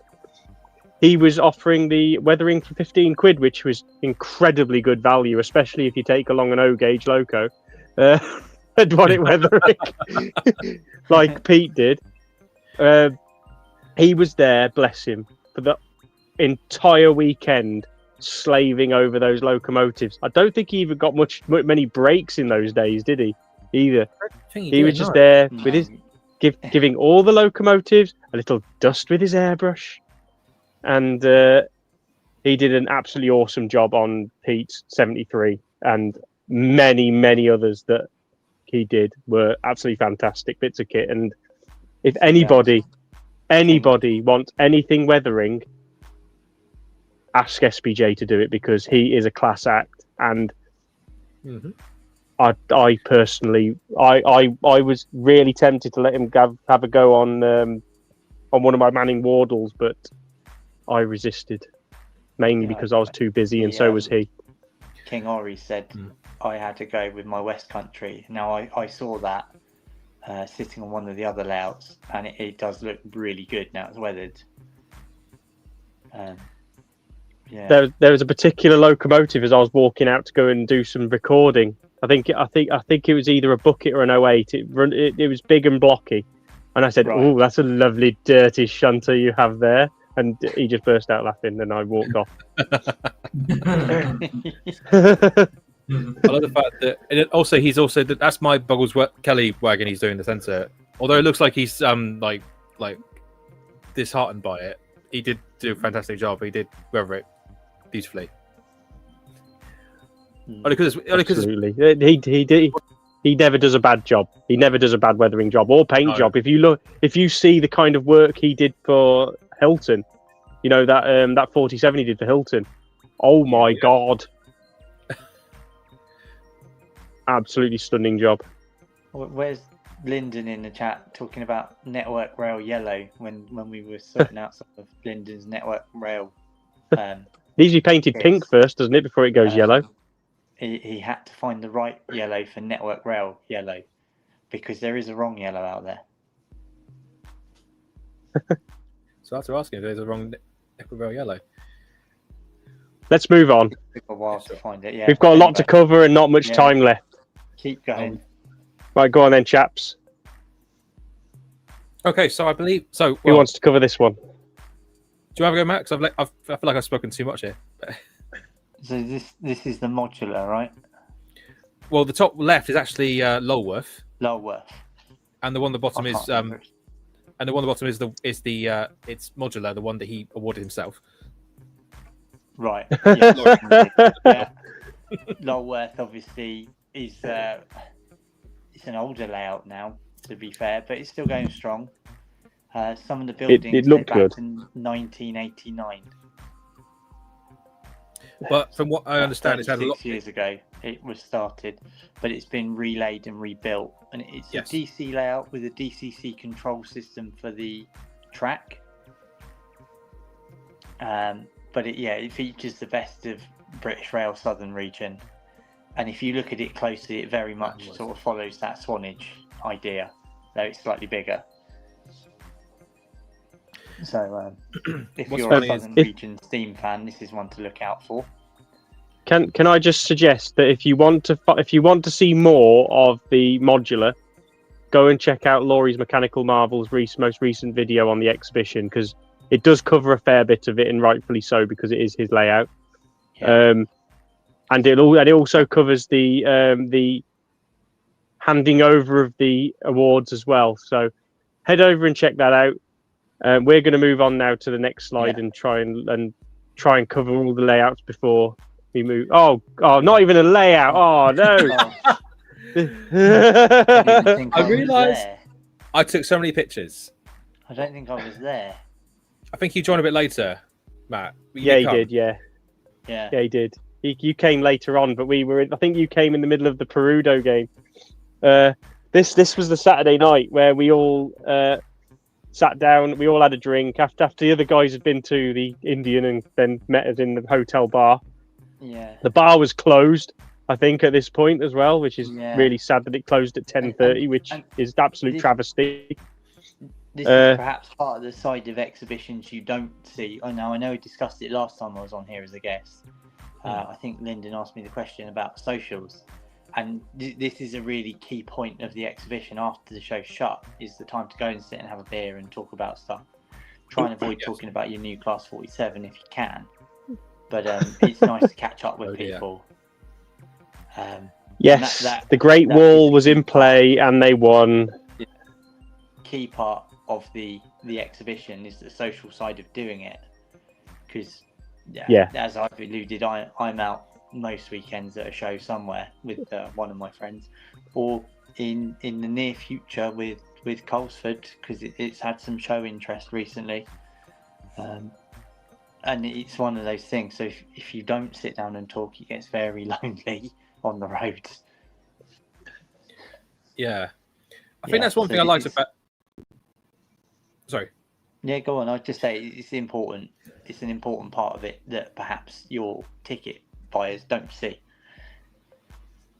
Yeah, because one thing I liked best about this was, you spent all year preparing, trying to get people involved, trying to make videos and stuff. It was just nice to have everyone just here and we're just chilling out. We're just enjoying each other's company, just having a laugh, That was what was great about it, was we all just hanged out as friends and we could kind of include everybody in the group and things. And yeah, it really felt absolutely. like I totally agree.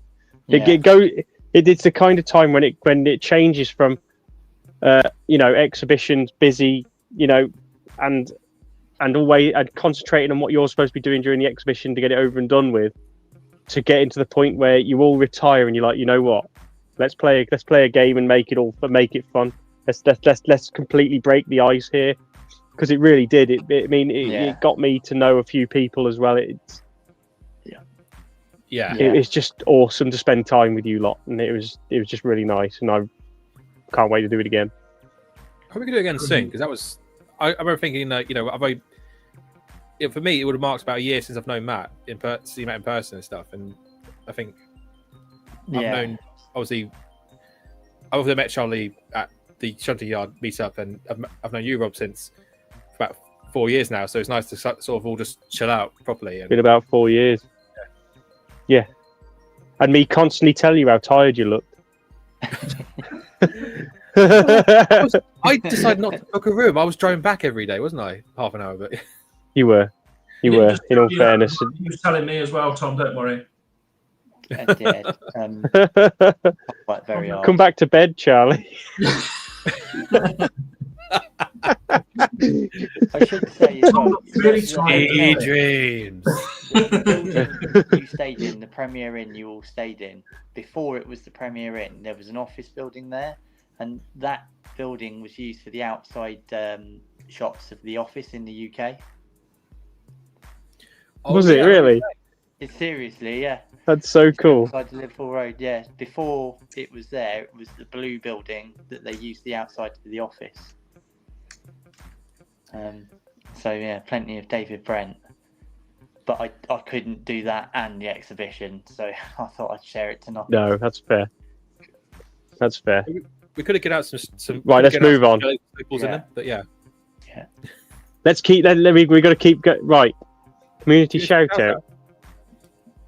Right, I guess we didn't have any more pictures of the exhibition. I will have word with James tomorrow. This I think this was supposed to be in the news, but I'll tell you what, I'll do it at the end. Come on, flick through, see if there's anything else. Yeah. No, that's it. Okay. Right, okay. In that case, I'll go on to the questions now. Because I think we just need to kind of to really go over what we actually went through. I think we need to kind of draw it all back, and I'm going to ask each of you, what was your favourite bit of the exhibition? Ooh. Over to you, Tom. I think I've already said mine, but it was having my whole family there, because I didn't realise that they all turned up together. They all came on the bus that we organised, everyone to kind of get a free ride from Burnham Station. So we had my mum and dad, my sister, her boyfriend, my friend Ben. He got me onto this, and my brother and his fiance. They all came at the same time, and that was just really, really touching, really. So to see your baby. Yeah, but all I had there was my Thomas on display, so I'm very grateful to you for showing that. But also, what was nice was that, because in the last few years, I feel like I've made a sort of a friendship on Instagram with the whole Mordor community, especially with the Shunting Yard community and stuff. And what was nice was I got to involve, because the guys who run the Tug Show, I've known them since this year actually marks 20 years that I've known them. So it's nice to kind of involve some of my oldest friends with this show. That was a real highlight for me, I think. And also just the fact that I think had one or two people come up asking to see me as well, which was quite nice because it was like they said they really enjoyed my videos. I'm not trying to big myself up or anything, but we had a few people come up to Halesfield asking, saying, "Oh, I've seen that Thomas online. Whose is it?" And I was like, "Tom's Modelling Corner. Yeah, he's around here somewhere. You'll find him." oh. Well, do you remember one of the guys who turned up? He said that apparently he went on Britain's Got Talent a few months before, and he was given him and his group went on Britain's Got Talent, and they got I think it was like a comedy or a sing group, and they got the gold buzzer. I think I remember that. Yeah. And I was sort of thinking, you wanted to come see? Well, I should be coming to see you. You've been on TV. You got the gold buzzer from Amanda Holden. That's what he said. Yeah. Well, it's a claim to fame, isn't it? What a man. Yeah. What about you, Matt? Yeah. Sorry. Yeah. To me, it's the people, those that come through the door and those that give up their time to put the exhibition on. That's what it's about. Building that community, having a weekend just to show off what you can do. So I'm going to face away and say the people. Because before we go to Charlie, friends and supporters, and obviously I met Charlie for the second time. Because I was at the Severn Valley Railway, wasn't I? I agree with yeah, that. I was. You were, yeah.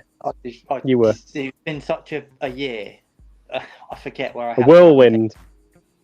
But yeah, it's always the people that always make it. Well, before we go to Charlie, if you were there, I want you to say in the comments what your favourite part of the exhibition was. So, and then we'll read it out after we've gone through ours. So, Charlie, what was yours? For me personally, it was just being able to play trains. I'll be honest. For me personally, that whole little bubble that I got told, this is the layout, this is what you need to do. Go and do it. And that was it. I literally got left to my own devices, to my own creativity, and got my head down and got stuck in. But reflecting on both what Matt and Tom have said, it's meeting everybody. It's getting to put the faces behind the Instagram accounts, meeting people that I saw at the Severn Valley for the Shunting Yard meetup there, and just being able to talk trains with people that aren't going to roll their eyes and go, "Will you shut up about trains?" You've got that. Just everyone's there for the same reason. And it was great to do. It was also great, Rob, to meet up with you on the Friday evening and drive down, arrive late, go to the garage and get myself a little hip flask of whiskey at 11:30 at night, and just socialise with people. I was a little bit concerned we were going to get stabbed walking down that road, but Yeah, I was a little bit concerned. I don't think my little glass bottle of whiskey would have done much as a defence mechanism, but we'd be surprised. You were put in a nice area. Yeah, absolutely. To be on that side of not just turning up at an exhibition, paying your money, going, "Oh, that's nice. Oh, that's nice. Oh, I didn't like that. Oh, that's nice. That's cheap. Oh, that's expensive," and then going home, but to actually be behind the scenes, seeing it, people having their woes before they've set up the panic that they've got of the layout not working or something's not quite right, and even during the layout things going wrong and having to find a way of fixing it or working around it. Yep, which was the case that happened. So we had to make it work, and we made it. Absolutely, and what a better way to get people to meet up and play trains is to have an exhibition. I think that's almost secondary. You get everyone else together to do that, and then everyone else gets to come in and share in what you've arranged. It's just absolutely brilliant for me. Absolutely fantastic. I'd love to be able to do it again. Absolutely.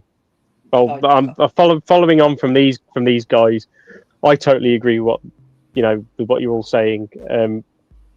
Meeting you all and bringing the Shunting Yard on tour again and meeting all the people that were at it. Pretty much, I think there's only one or two people that were missing from the Severn Valley that were. Everybody else was down in that exhibition, plus more, which was really, really nice. It was really nice to meet everybody and make new friends as well. Meet people that I've wanted to meet for ages, like Sam SBJ, I've been talking to him probably as long as I've been talking to Tom, and to actually be able to meet him, although we didn't actually get to have a proper chat, it was good to spend time with him. But yeah, it's the people, and as much as Talesfield's a wonderful layout to operate, and I've really enjoyed it, and it was one of the highlights of my weekend. But meeting the people and also spending so much time with Charlie as well, it just kind of helped cement our friendship a little bit, I think, between me and Charlie as well. Yeah, Rob and I have been talking over a year, just over a year now. Yeah, something like that, and now Charlie's a fully fledged member of the Telford O-Gauge group as well. Yes, Congratulations. I was going to say, I could tell you about my friendship with Lyndon because it's interesting. Me and Lyndon actually used to work together at sea 20 odd years ago, and I forgot about him. I don't know how. He's not a very forgettable character. No. Not. And obviously, as I rose up on Instagram in the last couple of years, I got a message from Fairford Depot, which is his first layout, saying, and I'll quote it. It said, "Your face is familiar," and I was like, "This is how one of those social media murder programs starts." And then he sent this picture of us stood on a ship together many years ago, not really realising we had the same interests, and then obviously grown up to be friends in the last couple of years with the depot, and then recently East we've travelled around the country to get them out. And then in September this year we went down to Wimborne in Dorset and put both the layouts together and ended up with a 50-foot layout. And Zach and Southwest Max joined us for that one. And it was... amazing. Yeah, it was amazing to see it all come together and go on and be able to run. And what you can do with the depot and East as a sort of a multi-functioning one layout rather than two separate. So credit to him for that, to make that absolutely happen, because it's quite a feat to see it at 50 feet. Any layout, any long layout is quite impressive to see. You know, it was amazing to see the modular. It was like just to see how long it just spread across the entire room, which was amazing.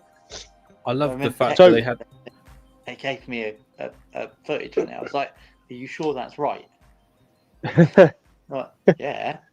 I was like, oh no, I'll have to work that one out. Let's have a look. Tom, have you highlighted a couple of the bits in chat about what they thought was their favourite bit of the exhibition, or could you highlight some on the screen and read them out for us? I don't know.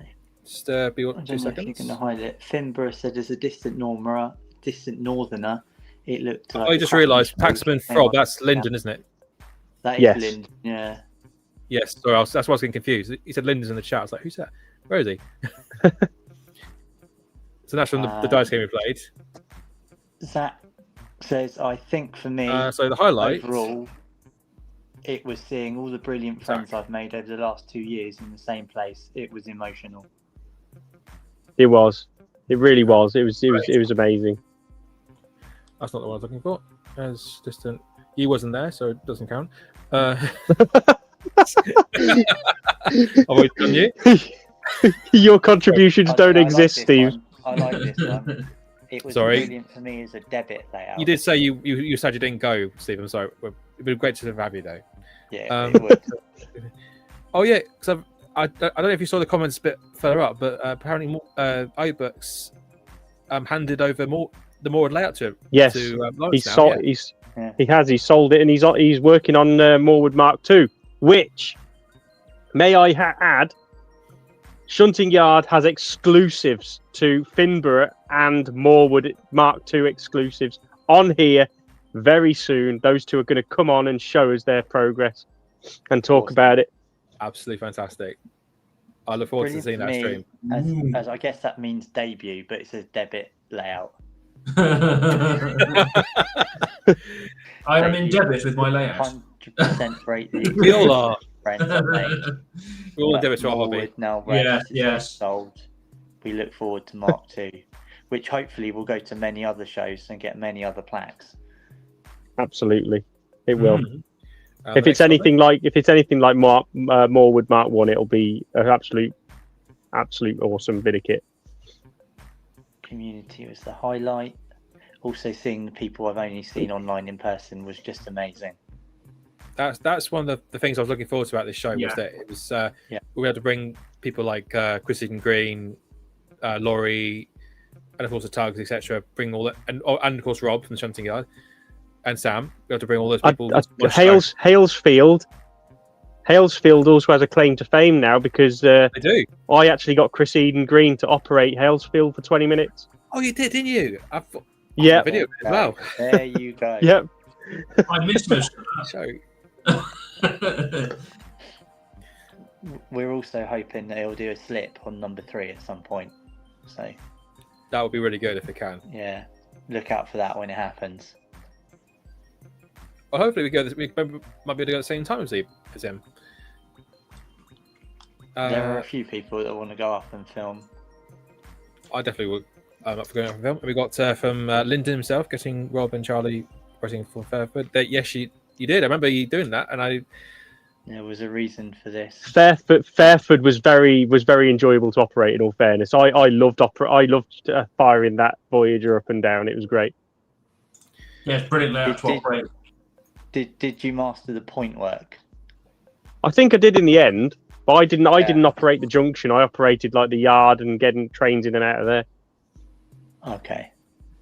So you there's still guys a bit to go then. You have to be able to master the point work, which is good fun actually, because obviously if you remember, it's a scissor crossing into 2 double slips. Yeah. To allow for 5 platforms, which is quite. It's a very busy junction. That it is. See, I'm jealous because everyone got to have a proper go on the layout. So all I did was the kids' layout. Well, you do run Thomas. Come on. One from another one from Sam. I tried not to stick with Thomas, but yeah. This is one for Matt. Turn as steward at Model Railway. So thank you, Matt. Bring on the next. And we also Thank got you, Sam. from Very much Peter Jewell. appreciated. Chatting to the parents, watching the kids, having fun playing trains, often for the first time, chatting to Laurie, and especially running my Halloween train on the modular layout. That is really clever. Yeah. I did like that one. That is cool. So we had a rainbow loco and a Halloween. Yeah. And Right, it goes guys, back to we that are gonna point. we are gonna have to start moving along now because we are in the last 20 odd minutes of the stream now. So No right. worries. The next question, for all of us, if we could be quick. Yes. What was your personal favourite layout of the exhibition? I'd say Halesfield because it was O gauge. Oh, I'm not just saying that because it's tricky though because I was between Halesfield and Upper Chorus. Upper Chorus was a definite contender. It was such an amazing little layout. Well researched and actually one of the videos where I got the most comments on. But I was going to say, the Halesfield mainly because obviously you and Pete very, very, very welcomely let me run my Thomas on there. That's one of the main reasons I voted. But no, it's not. Sorry, it's I liked it because it's it was O gauge. I got to see so many locos on there. It was up your street.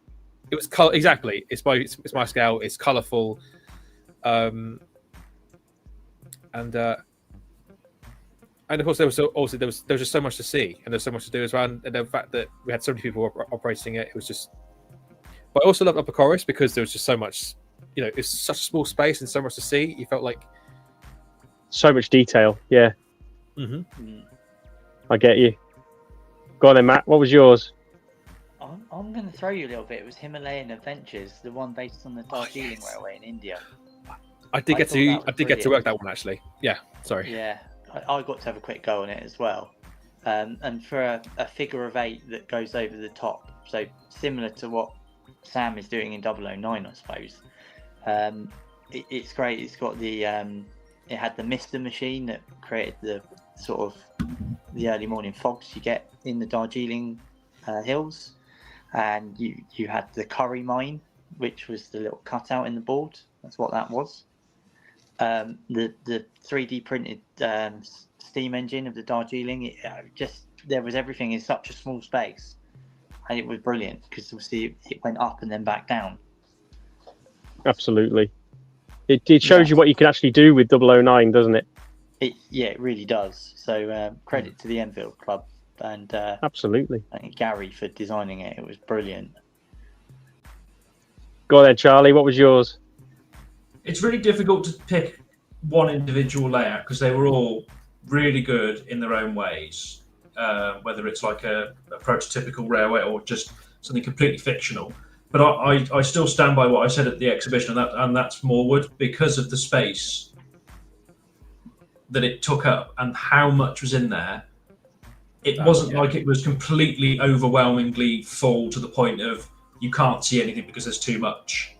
The balance was just right, and it just goes to show that in such a small scale, you can fit so much in there.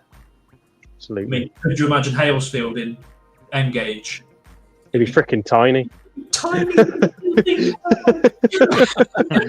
I might try that, that'd be amazing to see, wouldn't it?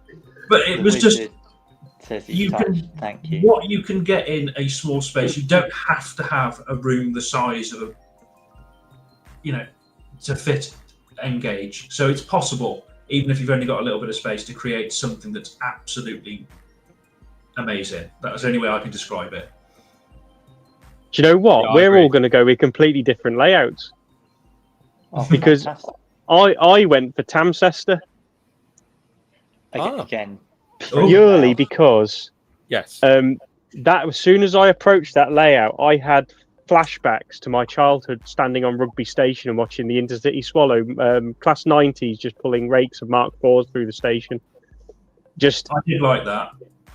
I just thought, considering what they put on their layout, for it to be so small, just that tiny scenic section, and yet they had full coach, like 10 coach trains going through it. It was just absolutely amazing. Yeah. It almost reminds me of being at Birmingham New Street in the 90s.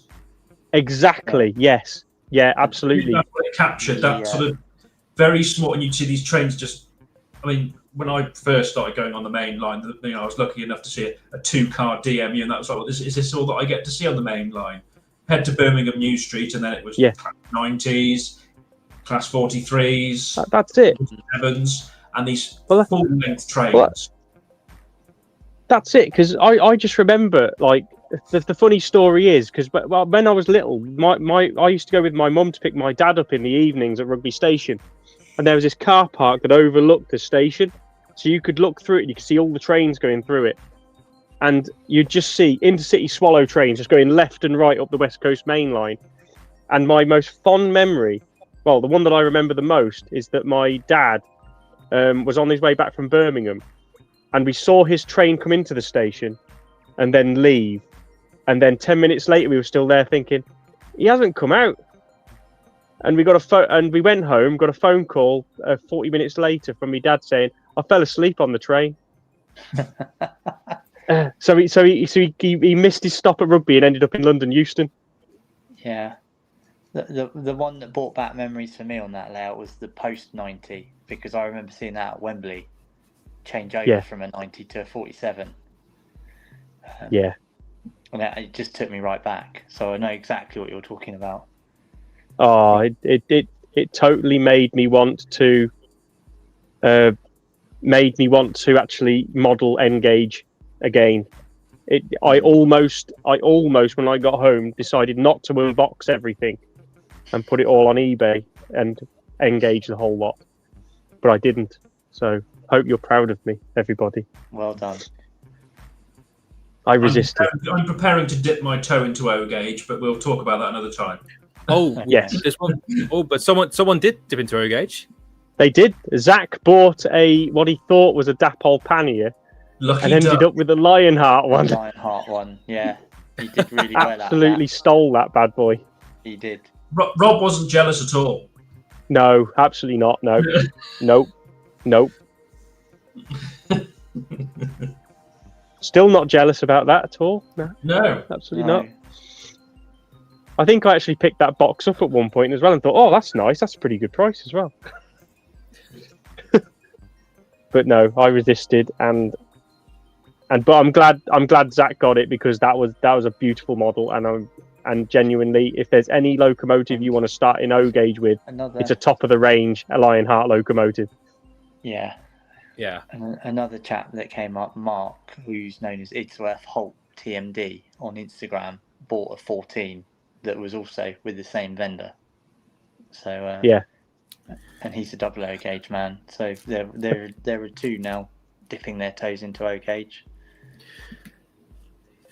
It's nice that the exhibition inspires people. That's exactly the point of the exhibition in the first place. That It inspires. is the point, yeah. Yeah. Show off the gauges, show what you can do. absolutely. This is all I bought for the exhibition. O gauge sheep. Hey, they'll look good on your little diorama, mate. They'll go nicely on there. If I decide to keep it, well, you see. Yeah. That's it. Right. So, coming away from the exhibition, it was a very good. It was a great weekend. I'm sure that Matt, you were glad after the Saturday to know that it was well attended, and I think you were happy. The Sunday you seemed a lot happier and a lot more like settled in yourself. I could tell the way you were walking around. You're a lot happier than the Saturday. Maybe because you've had a little bit more sleep as well. Probably. There's always that a bit of nerves and what's going to happen. You have to have a look at the football and what's going on as well, because that can have an impact. At times, certainly in a little village like where we hold it, things change quite quickly. I was a little more settled once everything was in and everyone was kind of playing trains. Then life settled down a bit, and once everyone had a beer, even better. Absolutely. I think that extra hour on the Sunday helped us. That's what I was going to mention as well. Matt was still Houdini throughout the show on both days. That was because I was. He was busy. The problem is everyone said my name, so I had to. He appears. Well, the thing is that nobody said SBJ's name, but he was always over there just beavering away like a good little Southern boy. He worked really hard that weekend. I felt sorry for him. Every time I looked up, he was just surrounded by a little heart. He was always like surrounded by people, wasn't he? Should also like a celebrity. Dan and Ashley for turning up at the show. Yes. To wrap up, guys. I just want to say. Oh, go on. Just want to give a special thank you to Michelle Goffett Locomotive for her generous donation for the raffle. Amazing. I forgot to get raffle tickets on the weekend. So did I. Oh no, I tried to, but they wouldn't accept a £1 donation on a card. So card reader. Just to see what Minds has joined us. We're about to finish. You have to watch it back. Yeah. You guys were fantastic at the show. We appreciate their support at the show and stepping in, because we had a trader actually ahead of the show really contact to say, we really want to come, can you do this? And I quoted them a price and like, it's really fair, we're going to come. I sent the joining instructions out, as you all got, and this trader emailed me back and said, due to long-term illness, we're selling up, everything's going for auction with 2 weeks to go. So, and they stepped in and filled that spot nicely. So thanks to Mark and Lyndon and Anne-Marie for stepping up and stepping in. Really appreciated. And that's a fair excuse not to join the show because you've been playing trains. Well, that's a pretty good excuse. Right. Sorry. Before we finish, I just want to make a little shout out to our followers, that are especially the ones on Discord and the ones who have smaller like YouTube channels, or who those people who don't want to get involved in YouTube at the likes of that, but also like to record their own content and want to give it to the masses. You guys don't know about this because it's only been something me and James have spoke about. We are doing a community highlight thing on our YouTube channel where we are allowing every person in our community to make, if they want to put a video on the Shunting Yard YouTube channel. And we, as long as you're happy for us to put a intro and outro saying this is for the Shunting Yard, we will make sure you're fully credited. And we'll shout it out to the rooftops, you're part of our community. So if you want your videos to be on the Shunting Yard YouTube, we will put it out there for you. All you have to do is supply us with the footage and we'll do the rest. So That does sound really good, actually. Hired. Slough, it was a very good exhibition. I'm sure you guys will all agree. Absolutely. And Very kind. Matt, is there a 2026 planned? There is a 2026 plan. Whether it will be the society or something else, that's yet to be discussed. But yes, there is going to be a 2026. Amazing. And If I think we'll probably theme it around Network Southeast because it's 40 years old next year. Isn't it this year? No, next year. Next year. Ah, okay. Next year is a big celebration. If it helps, my Amazing. Thomas is Southeast Blue.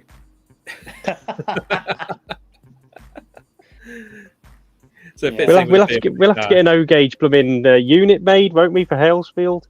Bugger. Oh, well, mine's on the ship at the moment. Oh yes, isn't it? I remember you pre-ordered one. I have, yeah. 3 cars. Right. We are going to wrap up now because I need to go to bed. So, we're going to give a shout out to ourselves now. So, Tom, where can they find you? Well, so my name is obviously Tom's Modelling Corner. If you don't know me, you might recognise the logo. That's one of my stickers. Yeah, sorry. You can find me on YouTube, on Instagram and TikTok and various other social media outlets. Either it's Tom's Modelling Corner or Tom's Model Corner, and I do O-gauge review videos and of course repair videos and stuff. And I've not been around for a while because I've not been around for the last few months because I've been busy doing the videos for this show, which has been a fantastic experience. And I thank you so much, Matt, for giving it to me. Let me do that. And yes, Speedy. Matt, over to you then, mate. So, you predominantly will find me on Instagram under the handle Matt's Maritime and Rail. I also have a YouTube channel, but I'm very sporadic on there, mainly because I have a show to run all year round. So, we'll try and do a bit more this year. And you'll also find me in a Discord server under Matt's Maritime and Rail. Charlie.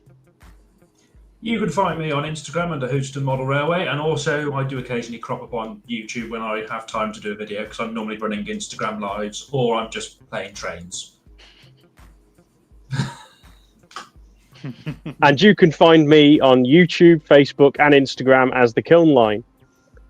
Ladies and gentlemen, we have been the Shunting Yard. And those two